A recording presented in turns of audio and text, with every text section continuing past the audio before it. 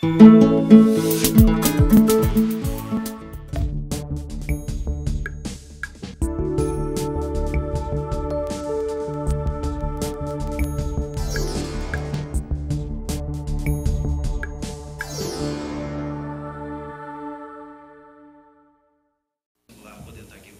dividindo algumas questões que eu acho que no debate tenderão a ser enriquecidas, né? Afetação, porque o tema que eu trago, pelo menos para provocar essa nossa conversa, o tempo todo vai ser atravessado por isso, mas a afetação que me atinge imediatamente quando o Adalto me convida a estar aqui, e o nervosismo que toma conta, evidentemente, pela responsabilidade que é trazer um tema para debate, tendo consciência, a partir exatamente daquilo que a Janine chamou a atenção, das pluralidades, do impacto que isso produz sobre a vida de cada um de nós. Então, acho que não é trivial estar aqui nesse espaço, poder oferecer alguma coisa para se compartilhar com vocês. Espero que a gente construa realmente um diálogo aqui nessa direção. Bem, o tema que me foi proposto para estar dialogando com vocês foi a construção midiática da doença, né? E aí a primeira questão que eu coloco para a gente estar pensando é se realmente a gente pode trabalhar na dimensão de uma construção midiática da doença. Porque muitas das vezes a gente... Obrigado, Michele. A gente observa o que os órgãos de imprensa estão falando sobre um determinado tema, no nosso caso, a saúde, e neste aqui mais especificamente a doença. E ao tomar aquilo que o jornalismo está falando, nós apontamos como construções midiáticas. Então, a primeira pergunta que eu me faço é se realmente uma construção midiática ou estritamente jornalística. A segunda, se é uma construção de fato, ou seja, alguma coisa que está sendo oferecida pela mídia é diferente daquilo que a sociedade compartilha, comunga, crê, ou se é um dado enquadramento que se tem sobre a doença, né? São perspectivas também diferentes, isso tenderia a relativizar a lógica da construção midiática da doença. O terceiro é se realmente é uma construção, ou seja, uma invenção, os caras pensarem em alguma coisa, ou se aquilo tem uma concretude, aquela doença de fato existe, ela circula, há informações sobre ela, um conhecimento prévio sobre ela, e se poderíamos, então, nesse sentido, também tratar de uma construção midiática da doença ou entender que isso está imerso num outro tipo de jogo. Bem, eu defendo que, concretamente, há uma construção midiática da doença. Mas entendendo que essa construção midiática, ou para eu falar de uma construção midiática da doença, eu preciso entender que outros dispositivos, outros suportes também estão falando de doença como um todo, uma doença em particular. Então, uma proposta, quando eu, à medida em que me detenho sobre um determinado tema, paro para investigá-lo, penso numa construção midiática da doença, eu tento levar em consideração, sim, é um ponto de partida, eu sou um jornalista de formação, então o ponto de partida é aquilo que a imprensa está falando sobre a doença, mas tento olhar também para aquilo que o teatro, que o cinema oferece em torno da doença, aquilo que a propaganda e a publicidade estão falando, aquilo que aparece em novela, em séries e uma série de outros suportes, né? Isso porque uma das perspectivas centrais com as quais eu tenho olhado para a mídia, nessa construção midiática, essa construção midiática que nos é diariamente oferecida, é que ela possui uma espécie de eixo estrutural. E esse estrutural que tenderia a dar uma certa unicidade a todos esses suportes, que confere, então, o que a gente entende ser mídia, responderia a uma lógica dessa estrutura melodramática, por isso eu falei de afetações. Então é muito comum a gente pegar uma determinada construção de uma doença, seja nos órgãos de imprensa, seja, por exemplo, no cinema, e chamar a atenção para o medo daquela doença acometer a você, o medo de alguém da família desenvolver aquela doença, o medo de concretamente ser uma doença nova que ninguém tem conhecimento sobre ela e você ficar um pouco refém de toda essa estrutura. Eu não vou passar por todas elas, a gente pode conversar sobre isso depois, mas a lógica aqui talvez seja uma premissa central para a gente entender, pelo menos aquilo que eu trago para a gente conversar, é que há uma espécie de matriz que evoca sempre a participação dos sujeitos sociais. Bem, ao tomar, então, a mídia como objeto de análise, eu me proponho a problematizar a relação entre mídia e saúde. Segundo, tomar a mídia como um agente político que interfere no debate público, então não são apenas agências que fazem circular informações e conteúdos sobre saúde, sobre doença, na verdade, ela age, ela interfere nesse processo, evidenciar que essas narrativas que hoje aparecem, que a gente lê no jornal, que a gente vê na novela, elas conectam o passado, o presente e uma expectativa que eu tenho sobre o futuro. Por fim, identificar que os sentidos celebrados e aquilo que eu estou chamando de marca da ideologia presente nesses sentidos que são oferecidos pela mídia.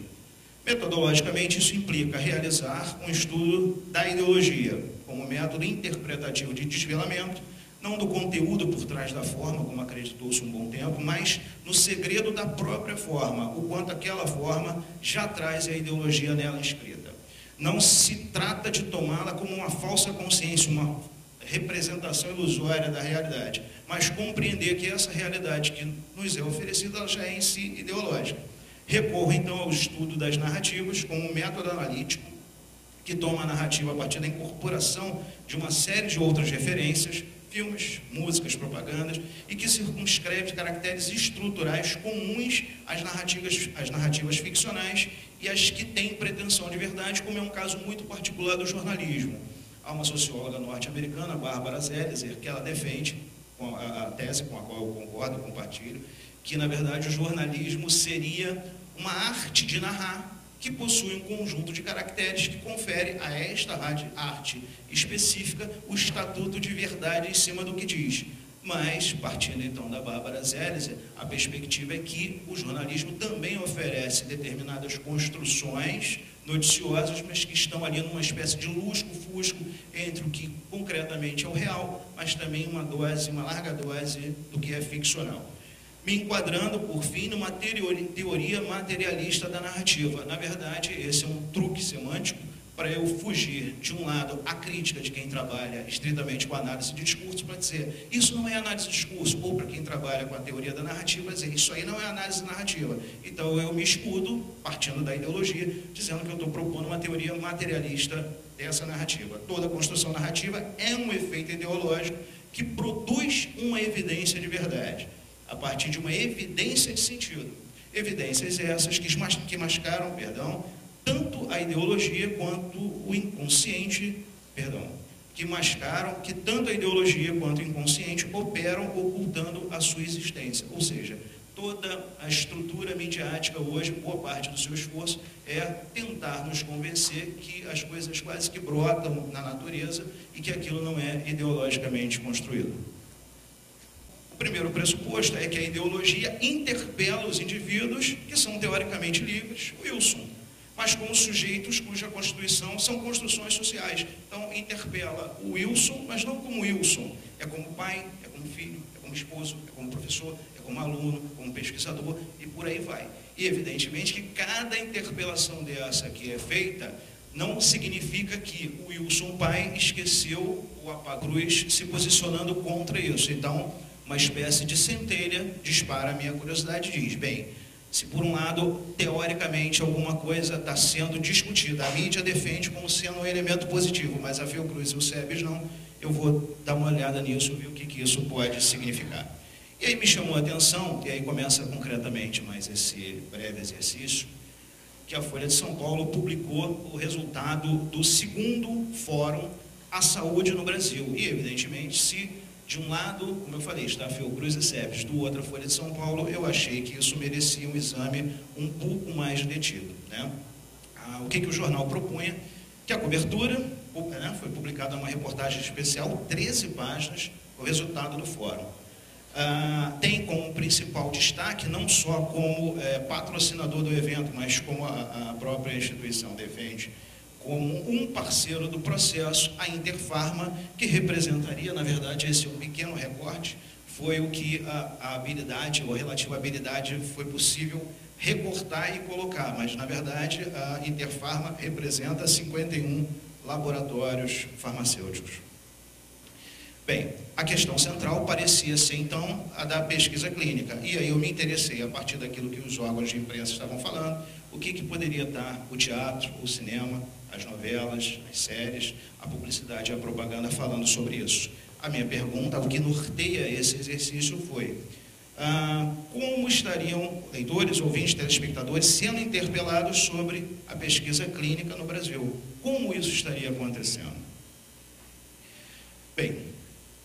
Um primeiro indicativo foi se aquele era o segundo fórum à saúde no Brasil, deve ter existido um primeiro, tal como está sendo marcado aqui. Esse é o primeiro seminário capixaba, imaginamos outros virão, então recorri a uma memória através, isso vai ser tratado na parte da tarde, mas parte das atividades do laboratório no qual me insiro, que é o de Comunicação e Saúde do ICICT, é o Observatório Saúde na Mídia. A Isamara tende a tratar um pouquinho mais sobre isso à tarde. Mas eu recorri, então, ao banco, a reserva, a memória do observatório, para ver o que havia lá de registro sobre o Fórum à Saúde no Brasil. A chamada para esse primeiro fórum era: participe das discussões sobre atendimento público e privado, o envelhecimento da população brasileira, o financiamento de hospitais, a via crucis do paciente Davi Coimbra, entre outros assuntos. Veja, no primeiro, nada sobre pesquisa clínica. Aqui, e no primeiro, só a preocupação com a saúde da população. A cobertura foi publicada, a reportagem, em 8 páginas, um pouquinho menor, mais tímida a cobertura, se assim pudéssemos dizer, com o resultado desse fórum, e o principal protagonista era também a Interpharma. Me chamou mais ainda a atenção, aguçou a curiosidade, eu sou um curioso, na verdade, né? O grande objetivo daquele fórum foi propor melhorias para a saúde do país, que, enviesado pela Interpharma, tende a merecer um olhar mais cuidadoso, né? Aí, como eu trago aqui, a Interpharma foi fundada em 90, tem 25 anos, e desde 2009 o ex-governador Antônio Brito é o presidente da instituição. Por que esse é um dado que, para mim, não pode ser negligenciado? O Antônio Brito, ele foi porta-voz do Tancredo, deputado constituinte, governador do Rio Grande do Sul, privatizou boa parte das instituições do Rio Grande do Sul e foi convidado, então, depois de quase ter falido uma indústria de calçado, foi convidado a assumir a Interpharma e lá está até hoje. E essa expressão, ser cobaia é uma bênção, é desse paciente, esse pobre paciente, Davi Coimbra, que, curiosamente, vou falar um pouquinho daqui a pouco sobre ele, é um repórter do Zero Hora. Então, não é um paciente qualquer, é alguém que tem a capacidade de oferecer outras construções, outros sentidos à população sobre saúde. Ele está defendendo, ser cobaia é uma bênção. Talvez seja o primeiro momento de antecipar, ser cobaia é uma bênção, porque o segundo Fórum de Saúde está falando sobre a pesquisa clínica. E na proposta defendida naquele fórum, o objetivo é eliminar os entraves burocráticos no Brasil para a pesquisa clínica. Entre os entraves burocráticos, eu não estou deduzindo, está escrito na matéria, está escrito no site da Interpharma, é evitar a morosidade, submetendo aos comitês de ética, por exemplo, uma apreciação para oferecer remédios experimentais no Brasil. Então, você tem um repórter no Zero Hora defendendo que é uma boa ser cobaia, e a Interpharma dizendo: se não fosse o Estado brasileiro, se não fosse o Conselho Nacional de Saúde, que através do CONEP atrapalha a pesquisa no Brasil, mais pessoas como o Davi Coimbra poderiam ter um destino diferente e não passar pela via crucis. Veja, gente, é lógico que, se está na imprensa, novamente, eu não trabalho com a perspectiva de que aquilo foi criado. Aquilo tem uma origem e, novamente, a curiosidade, que é incentivada hoje em larga medida pelos meus filhos também, ela faz com que eu tente ir atrás, buscar um pouco das referências para estar contido naquelas informações no jornal. E aí foi curioso ver que, uma semana antes de ser organizado o Fórum à Saúde no Brasil, foi feita uma audiência pública no Senado, onde, aí sim, na audiência pública também está dito, a discussão sobre novos medicamentos para portadores, especialmente das doenças mais incidentes no Brasil, como câncer e outras doenças raras. Isso chamou a atenção não só para a área médica, mas para as áreas das instituições de pesquisa, Interpharma, da área governamental, inclusive. Em seguida, passa-se a agradecer todas as áreas e a indústria farmacêutica, que é parte diretamente envolvida no processo. A audiência era pública, mas aí embaixo estão as pessoas, os nomes, não vou reproduzir de cada um, que participaram da audiência pública. Ou seja, ela é pública, mas nem tanto. Bem, então, uma breve cronologia. 18 de março de 2004, a audiência pública. Uma semana depois acontece um fórum organizado pela Folha de São Paulo, a Saúde no País, Resultado do fórum é publicado em 8 cadernos. 13/12, Antônio Brito dá uma entrevista gigante no Zero Hora, dizendo que um bom acordo é aquele que todos saem perdendo um pouco. Todos quem? É um detalhe, a indústria não quer perder, então imaginamos quem seriam as pessoas a perder. Em 7/4, é protocolado o PLS 200/2015, que dispõe não mais especificamente sobre o câncer ou doenças raras, o que eles estão qualificando como doenças raras, mas sobre a pesquisa clínica. No dia 11/12 é publicado o resultado desse fórum, né? Em 11/12 acontece o fórum, dia 14 é publicado. Bem, mas levando-se em conta essas narrativas produzidas pela imprensa, pela telenovela, pelo cinema, o que uma análise da construção midiática da doença nos permite apontar. Bem, eu recorri, eu não vou passar, eu vou, depois dessa primeira lâmina, ela é a mais significativa, eu passo para chegar então às minhas conclusões, para não comprometer o tempo, né? Em 2014, quando há a discussão, a audiência pública e ao primeiro Fórum Saúde no Brasil, é lançado aqui no Brasil, curiosamente, o filme A Culpa é das Estrelas, não sei se conhece, né?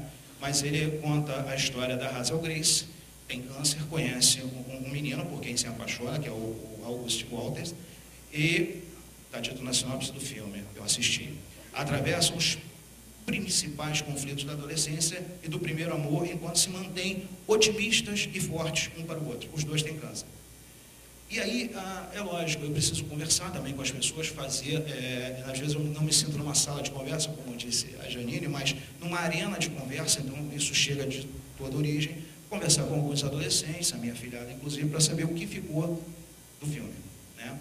O que ficou para ela foi, tio, ótimo, não sei o que, eles se apaixonam, e assim, com amor você consegue viver até com câncer, não tem muito problema, então a gente consegue se superar, dar um gás na vida e tal. E aí o curioso é que ela não presta atenção, e me parece uma forma de a ideologia interpelar os sujeitos, ela não presta atenção num detalhe muito significativo, que é a Hazel Grace, que é a mesma atriz que vai encenar uma trilogia. Só um detalhe, tá? Esse filme, até a data em que eu consultei, isso tem uns 15 dias, já tinha sido assistido aqui no Brasil por 7 milhões de pessoas. Então nós não estamos falando de uma construção que fica restrita a 100, 200, 300 pessoas, né? E ela vai ser a estrela principal de uma outra trilogia, 2 filmes já passaram, o Insurgente e o Divergente, na verdade, a ordem inversa, Divergente e Insurgente, saiu ano que vem o Convergente. E a galerinha Tim está ávida por assistir essa atriz que já superou um drama aqui e agora vive uma heroína num outro filme. Nesse mesmo ano, curiosamente, 2014, foi Pródigo. Reinaldo Giannichini interpreta o papel de Cadu, numa novela, e em Família. No drama, ele iria retratar um personagem com câncer, mas o Manuel Carlos voltou atrás, né? Achou que seria muito pesado, então tratou de um problema cardíaco, mas, veja, Giannichini não se furtava de dar entrevista, não só falando do personagem, mas para dizer que ele lidou com o câncer dele de forma light e com a cabeça boa. Em 2013, uma outra estrelinha teen, a Dakota Fanning, estrela o filme Agora e Para Sempre, cujo eixo é o câncer. E ela faz uma lista, em síntese, de coisas que ela vai fazer antes de morrer. E realiza. Então, concretamente, o câncer é uma doença teoricamente controlável, pelo menos do ponto de vista emocional, que você, com amor, com foco, com determinação, com a cabeça boa, light, você consegue lidar com ela. Veja, a minha afilhada, que é o que eu queria chamar a atenção nessa primeira parte, não posso dizer que o Giannichini fez isso, mas a minha afilhada, ela não registrou inicialmente que a Hazel Grace sobreviveu ou ganhou uma sobrevida às custas de drogas experimentais. Isso passou como um detalhe. Ela não registrou. Então me pareceu curioso que no mesmo ano, onde o debate se iniciava, você tem um filme, estou defendendo que o filme foi feito para isso, é claro que não, mas não duvidaria de eventualmente o debate trazer naquele momento uma discussão que aparece num filme e que, sobretudo o grupo mais jovem da nossa sociedade, os adolescentes, estavam muito familiarizados com o tema. Na verdade, o que eu faço nas 2 ou 3 lâminas a seguir, eu vou passar rapidamente, depois o material fica aqui, é chamar a atenção de um processo que, embora tenha o ápice em 2015 com o PLS, ele começa pelo menos nos anos 2000. Porque quando o Ministério da Saúde, através do INCA, vinculando isso ao SUS, cria um projeto que vai expandir as CACONs, que são centros de atendimento de alta complexidade em câncer, inicia-se aqui uma certa linha de construção desse processo que vai redundar no PLS 200. Por quê? Não sei se vocês se recordam, eu não li o nome, mas tinha um nome que estava lá, que era o do Fábio Falck, que é um médico que dentro do Rio Grande do Sul é a personalidade mais importante no que diz respeito ao debate sobre as CAPões no Brasil.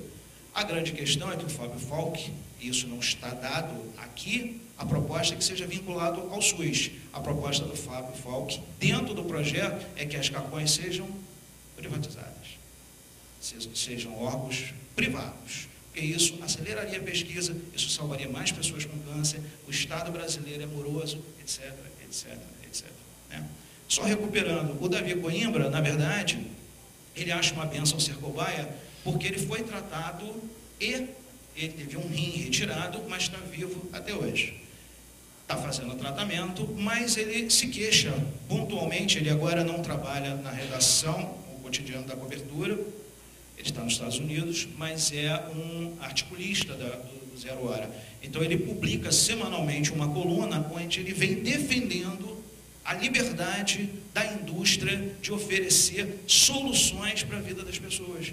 Soluções aqui tem um nome, remédios experimentais. Se o projeto for aprovado, ele já passou na Comissão de Constituição e Justiça, é o fim do sistema que, por exemplo, obriga, hoje é o que está em vigor, que uma vez que a indústria fez um experimento comigo, com aquela droga e ela funcionou, a indústria é obrigada a manter perdão, a palavra fugiu, me manter recebendo aquele remédio até o fim da minha vida. Se o PLS passa, o que aconteceria é, hoje, o remédio funcionou? Beleza, agora compra.